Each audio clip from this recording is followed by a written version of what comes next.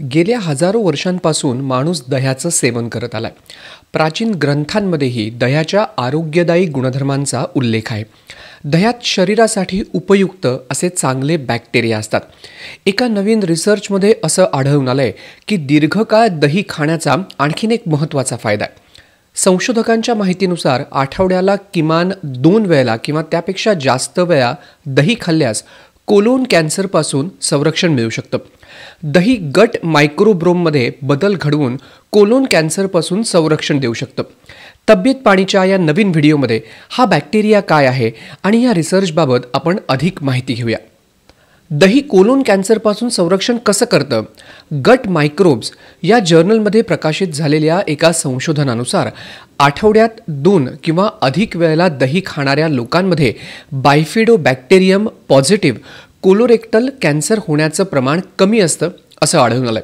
सोप्या शब्दात सांगायचं तर संशोधकांना असं आढळलंय की नियमितपणे दही खाणाऱ्यांमध्ये बायफिडोबॅक्टेरियम पॉझिटिव्ह कोलोरेक्टल कॅन्सर होण्याचं प्रमाण हे कमी आहे. या संशोधनाचे सहलेखक डॉक्टर टोमोटागा उगाई सांगतात, दही आपल्या शरीरातील गट मायक्रोब्रोम चांगल्या स्थितीत ठेवण्यामध्ये उपयुक्त ठरू शकतं. संशोधकांच्या माहितीनुसार नियमितपणे दही खाणाऱ्या लोकांमध्ये बायफिडोबॅक्टेरियम पॉझिटिव्ह प्रॉक्सिमल कोलोन कॅन्सरचं प्रमाण कमी होतं. डॉक्टर उगाई पुढे सांगतात, दह्यातील जीवाणू गटमध्ये म्हणजेच आतड्यात निरोगी संतुलन निर्माण करतात. त्यामुळे गट बॅरियर मजबूत राहतो, जो आरोग्यासाठी महत्त्वाचा आहे. जर हा बॅरियर कमकुवत किंवा जास्त पारदर्शक झाला तर संसर्ग होऊ शकतो आणि ज्यामुळे कोलोन कॅन्सर होण्याचा धोका वाढू देखील शकतो. याआधी देखील अनेक संशोधनांमध्ये दही खाल्ल्याने पचनसंस्थेचं आरोग्य सुधारतं, ऑस्ट्रिओपोरोसिस व मधुमेह यांसारख्या आजारांचा धोका कमी होतो असंही आढळून आलंय. आता आपण जाणून घेऊया बायफिडोबॅक्टेरियम काय आहे. बायफिडोबॅक्टेरिया एक हेल्दी बॅक्टेरिया आहे. हा बॅक्टेरिया दह्यात आढळून येतो. हा बॅक्टेरिया वाय आकाराचा असून तो आतड्यात सापडतो आणि शरीरासाठी अत्यंत महत्त्वाचा आहे. मिळालेल्या माहितीनुसार ह्या बायफिडोबॅक्टेरियम जीवाणूच्या 50पेक्षा जास्त प्रजाती आहेत आणि प्रत्येकाचे आरोग्यावर होणारे परिणाम हे वेगळे आहेत आणि चांगले आहेत. शरीरासाठी चांगला असूनही आपल्या शरीरात फक्त 10% हा बॅक्टेरिया आढळतो. शरीर जे फायबर आणि कार्बोहायड्रेट पचवू शकत नाही त्यांना पचवण्याचं काम हा बॅक्टेरिया करतो. हा बॅक्टेरिया अशुद्ध पाण्यातून प्रामुख्याने पसरणाऱ्या इकोलाई या बॅक्टेरियापासून होणाऱ्या संसर्गापासून देखील संरक्षण करतो. त्याचसोबत लठ्ठपणा, मधुमेह आणि ॲलर्जीमुळे होणारा अस्थमा या रुग्णांमध्येही या बॅक्टेरियाचं शरीरातलं प्रमाण कमी असल्याचं आढळून आलंय.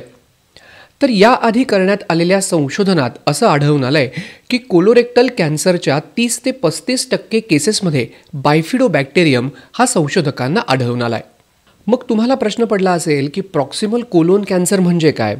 तर अमेरिकन कॅन्सर संस्थेच्या 2023च्या अहवालानुसार तरुणांमध्ये कोलोरेक्टल कॅन्सरचं प्रमाण हे चिंताजनक वेगाने वाढते. प्रॉक्सिमल कोलोन कॅन्सर हा कोलोनच्या उजव्या बाजूला होतो. एका अभ्यासानुसार कोलोन कॅन्सरच्या एकूण केसेसपैकी जवळपास 40% केसेस या प्रॉक्सिमल कोलोन कॅन्सरच्या आढळून आलेल्या आहेत. मग हे संशोधन केलं तरी कोणी? या अभ्यासामध्ये मास जर्नल बर्मिंगहॅम मधल्या संशोधकांनी 1.5 लाखाहून अधिक लोकांचा किमान 3 दशकांचा आरोग्यविषयक डेटा तपासला. त्यांना त्यांच्या दैनंदिन आहाराविषयी, त्यात साधं किंवा चवीदार दही ते खातात का किंवा इतर दुग्धजन्य पदार्थ हे किती प्रमाणात घेतात याविषयी सविस्तर प्रश्न विचारण्यात आले.